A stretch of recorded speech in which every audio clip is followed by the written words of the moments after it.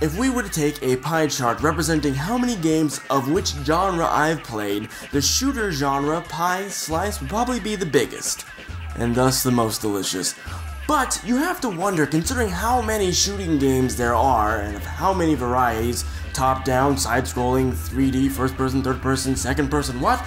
That's a lot of freaking shooting games, and yet, it's kinda hard to find ones that look unique. Not that they're impossible, it just doesn't really happen all that often. So when I saw Super Time Force, I was intrigued. This game definitely looked like nothing I had ever seen before. And, well, it's not. Super Time Force follows its eponymous crew and Dr. Rapitsky, their fearless, eyeless leader, through 6 different time periods in an effort to defeat the Blound Bot army and accomplish other, less important things. The team is comprised of a core group of 4 members, but more are acquired throughout the game, each of which have their own unique basic and charge attacks. Through the science magic of time manipulation, you're able to apply different characters to the job as you see fit, all in order to complete levels in any order before you run out of time. Super Time Force, like college, is all about time management. But is it rated S? Super Time Force would definitely be classified as a shooter, but you also jump about as much as you shoot, so should we call it a jumper? I don't know, but this jump shooter is meticulously designed to provide you with specific, elegant combat scenarios with tons of different ways to approach them, using specific level design, enemy placement, and enemy varieties, so there is a lot going on. Simply shooting stuff in Super Time Force is tight and satisfying in its own right. You point your gun at the bad guys, pull the trigger, or press the X button, and then they're gone forever. And then they're gone within this particular timeline. Because you're going to create a lot of timelines. In regards to time control in Super Time Force, I've come up with a phrase. Permanence is paradox. Now, it sounds like bullshit, but it's not. What it means is, you can't stop something from happening, you can't change it after it's happened, but you can alter the circumstances before it happens to change the outcome. I know that that is complete bullshit outside of reality, but we're not in reality, so I'll explain in video game. You can play Super Time Force straight through, shooting all the enemies you see carefully, avoiding death, and platforming your way to victory, but there's a pretty good chance that you won't. Like a really fucking good chance that you won't. You'll inflict about as much sorrow and pain as the comment section does to a YouTuber. But, since Dr. Rapitsky so haphazardly messes with time, you can just go back to before the pain happened and try it again. But I warn you, nothing guilt's worse than chronological shenanigans, especially when every mistake from your past follows you. Literally. Every time you rewind, you're allowed to continue from just about any time before that, but you can never escape the past. Father Time? Busy guy. He'll let you do stuff over, but he's not gonna undo them for you, then you wouldn't learn your lesson. And that's just bad parenting. That said, that doesn't mean you can't alter the past. This guy will die if he gets shot here, because that's how he died in his own time period. But if he never gets shot, well, then he never died. Like I said, permanence is paradox. It can never not exist, but its existence can be manipulated. This mechanic is the core of Super Time Force's experience, granting you this freedom to rush ahead, to try dumb things and be creative, as long as you have the rewinds to recover from any botched plans. And there are a ton of characters to choose from, each of which has certain enemies that they have trouble with, so the botched plans will outnumber the successful ones. For instance, look at Jean Rembois here. He can shoot lots of bullets, especially when he's all charged up, but he has a lot of trouble with suppressing fire because he just shoots normal bullets. Well, they're blue, but they're normal. But then we've got Amy McKillen, and she can kill this enemy in one freaking hit. So, instead of getting stuck waiting for an opening, we go to the battle with Amy in Timeline 1, then we return as Rembois, and everyone's already dead, so you just platform on through.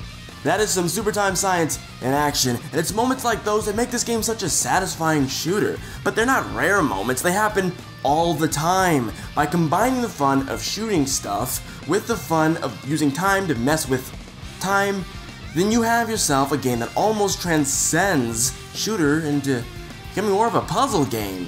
It may look like chaos and silliness on the surface, but the combat and level design begs a lot of thinking. Time Management the Shooter would have been a suitable, though incredibly dull alternate title for this game. Beating each level in the maximum 2 minutes isn't difficult, but doing it quickly totally is. No one character is best at eliminating enemies, so to achieve good scores, often many must be used in tandem, but not just in effort to kill everyone. It's not always about killing everyone. All the non-boss levels have collectibles called glorbs, these scintillating diamond orbs in the sky that must be collected for 100% completion. These are fairly simple to catch, but there's a catch. Literally. Again, it's kinda tough to catch a glorb that's unleashed while you're engaged in laser-based conversations with the enemy, so via rewinds you sent one person to shoot everyone and one person to play some catch. Murder and catch. Truly there is something here for all to enjoy. Killing all the peoples and orbitating all the glorbs is just the beginning of this game's puzzle structure. I haven't even gotten to the slow-mo yet. See? The slow-mo.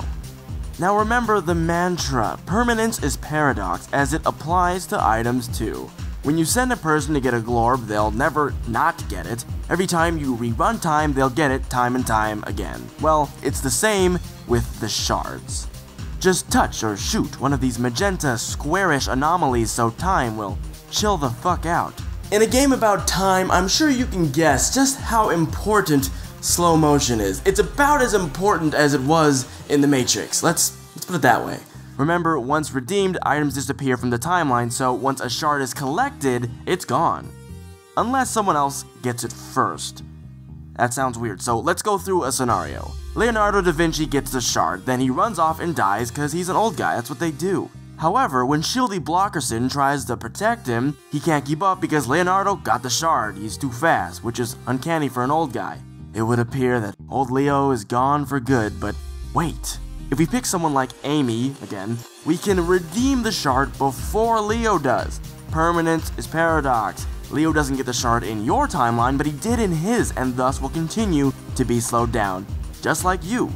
As such, Amy interrupts the bad dude and saves Leo from dying. The deeper aspects of the time control stuff will come to you over time, but you're gonna have to use that stuff if you want 100% complete the levels. To even fathom such a difficult feat, let's consider something. You are a collection of all of your successes, mistakes, everything that you've done in your life. Well, Super Time Force behaves in the same way, except that you get to fix all of the dumb things and leave just the perfect ones. And that's how you get lookers. These warbly colored squares are called lookers. Lookers are party-loving time beings who, in order to make friends, require you find them before they disappear. Forever. Yeah, their life kinda sucks. You've only got 60 seconds to beat an entire level, but if you want to befriend a looker, you'll usually have about half of that time. So getting those times requires a mix of hasty badassery and tactical genius. Looker runs are the pinnacle of 2D shooter and puzzle mechanics working in tandem, and they are incredibly rewarding to achieve. I won't go into it much because they're level specific and very skill and timing based, but what you're watching right now is one of my looker runs. The actual gameplay time for this was like 15 minutes, but note all the massive amounts of shooting and stuff in between these tranquil, slow-mo platforming segments. Yeah, isn't that nice? Definitely what I would call Bionkers, but if you don't want to get the lookers, you don't have to. They're just there if you want a really hard challenge that's satisfying but hard. And if you want cool Super Time friends. But if you don't, you can just enjoy the absurd story. It's silly, to be simple. I mean, shooter, puzzler, it really doesn't matter. Super Time Force is just an irreverent action hero explodathon. The story is absurd, the characters are charming, and everything about it is welcoming, even while it is challenging. Super Time Force features robots from the future, dinosaurs from the past, and Atlantean starfish people from whenever the fuck. But the order in which they're encountered doesn't matter. The game doesn't show up like, you gotta send me back. Oh man, I screwed up everything. Sure, it could. It could be fastidious with its timeline, but why? Why not just make up some bullshit? Then go kill stuff in medieval time, and then in Roadwear time, because that was a time. Speaking of which, just about everything in the game is a reference to something from an action game or movie, or a great idea for one. And that's awesome, so if you like nerdy, pop culture-y stuff, there's gonna be a lot of Easter eggs here for you. And you know, there's all this plot stuff about saving the world, stopping Dr. Infinity, but for the most part, you really only visit places because Dr. Rapitsky is a selfish, blind prick, but who cares? Just kill stuff. It's fun. You can get all the glorbs, you can find the lookers, you can be super fantabulistically amazing and get 100% completion, like I want to, or you can just beat the game because it's goofy and you want to see all the silly shit that it has to offer. You may have heard the term better than the sum of its parts, but Super Time Force is designed to be one cohesive part. Super Time Force would definitely be classified as a shooter, but then you have yourself a game that almost transcends shooter into becoming more of a puzzle game. It may look like chaos and silliness on the surface, but the combat and level design begs a lot of thinking. Shooter, puzzler, it really doesn't matter. Super Time Force is just an irreverent action hero explode-a-thon. The story is absurd, the characters are charming, and everything about it is welcoming even while it is challenging.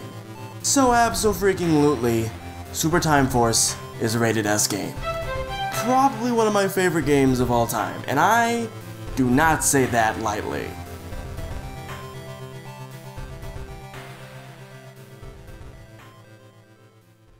You may recall an event in history. The year 673 was your birthday, and we had just enacted Hammer Time as the official time of the time. That was the day your father was murdered by a falling spaceship. I'm sorry.